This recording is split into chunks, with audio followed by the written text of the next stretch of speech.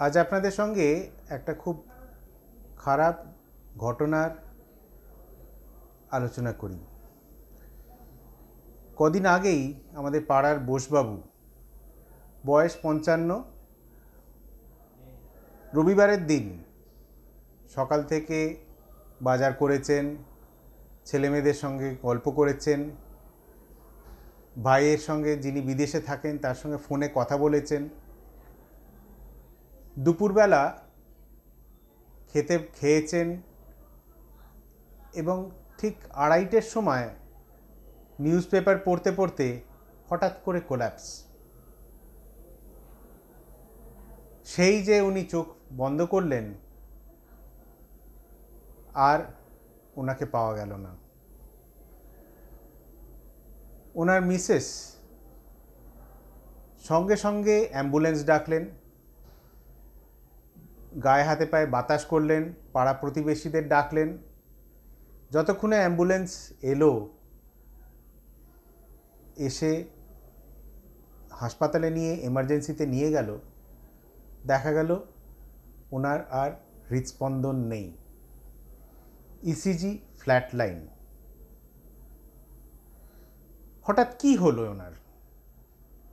এমন কি রোগ হলো যেটাতে উনি একদম উবে গেলেন, চলে গেলেন আমাদের মাঝ থেকে? এটাকে আমরা একটা মেডিকেল টার্ম ইউজ করি, যেটাকে বলা হয় সাডেন কার্ডিয়াক ডেথ, SCD। আপনারা হয়তো এই টার্মের সঙ্গে খুব একটা ওয়াকিবহাল নন, কিন্তু অনেক মানুষই এই সাডেন কার্ডিয়াক ডেথের কবলে এসে নিজের প্রাণ হারান। কি হয় এই sudden cardiac death? Sudden cardiac death মানে হচ্ছে হঠাৎ করে আমাদের হার্ট, যার ফাংশনটা বন্ধ হয়ে যায়। কেন বন্ধ হয়ে যায়? কারণ আমাদের হার্টের যে নর্মাল ইলেকট্রিক্যাল অ্যাক্টিভিটিটা থাকে, সেইখানে একটা অ্যাবনর্মাল ইলেকট্রিক্যাল অ্যাক্টিভিটি হয়, যেটাকে আমরা ভেন্ট্রিকুলার ট্যাকিকার্ডিয়া বা ভেন্ট্রিকুলার ফিব্রিলেশন বলে থাকি। যে কোঅর্ডিনেটেড কন্ট্রাকশন, যে আমাদের হার্টের যে কন্ট্রাকশনটা হয়, সেই কোঅর্ডিনেটেড কন্ট্রাকশনটা হতে পারে না। যেহেতু কোঅর্ডিনেটেড কন্ট্রাকশন হচ্ছে না, হার্ট কন্ট্রাক্ট করছে না, সেই জন্যে ব্লাড চলাচলটা আমাদের সারা শরীরে বন্ধ হয়ে যায়।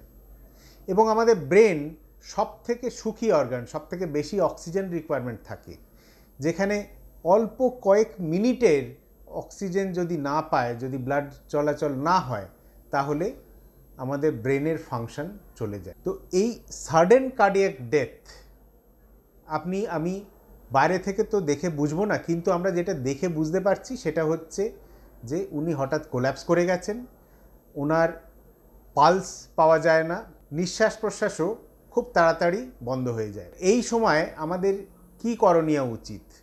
এই মানুষটি বাঁচানোর জন্য কিন্তু আমাদের খুব বেশি জিনিসপত্র কিছু দরকার নেই। যেটা দরকার সেটা হচ্ছে একটু নলেজ অফ কার্ডিওপালমোনারি রিসাসিটেশন, এবং এটা আপনার, আমার এবং আমাদের সবার জানাটা খুব দরকার যে CPR বা কার্ডিওপালমোনারি রিসাসিটেশন কিভাবে করা হয়। যতক্ষণ না অ্যাম্বুলেন্স আসছে, অ্যাম্বুলেন্সে ডিফিব্রিলেটর থাকে, সেটা দিয়ে ডিফিব্রিলেটর ইউজ করে ওই ইলেকট্রিক্যাল অ্যাক্টিভিটিটা নর্মাল করা যায়। কিন্তু যতক্ষণ না তারা আসছে, ততক্ষণ আমরা এই মানুষটির যে রক্ত চলাচল সেটা মেনটেন করতে গেলে আমাদের শুধুমাত্র এই কার্ডিওপালমোনারি রিসাসিটেশন দরকার। জানা থাকলে আপনি, আমি বা যে কেউ আমরা এনার প্রাণ বাঁচিয়ে রাখতে পারি।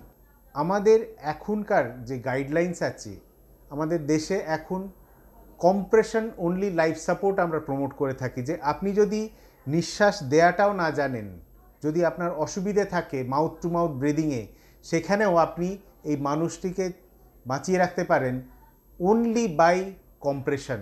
চেস্ট কম্প্রেশন যদি ঠিকঠাক আপনি দিতে পারেন, তাহলে কন্টিনিউ করে যাবেন যতক্ষণ না আপনার হেল্প আসে।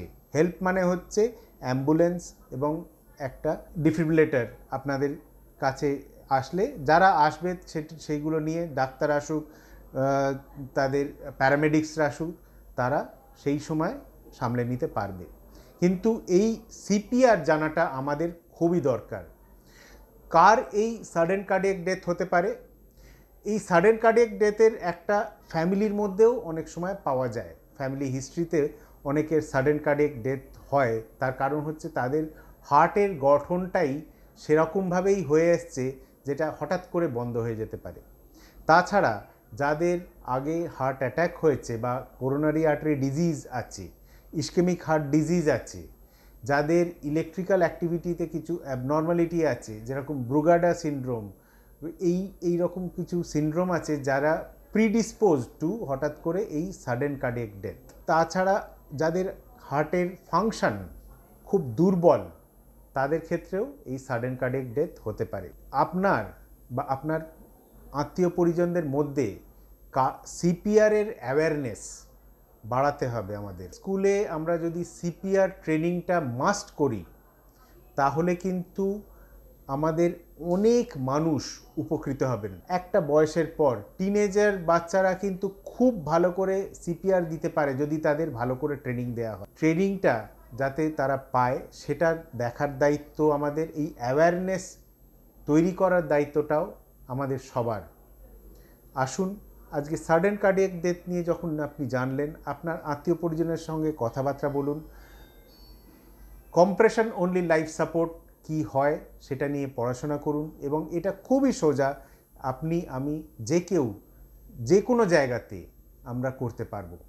নমস্কার।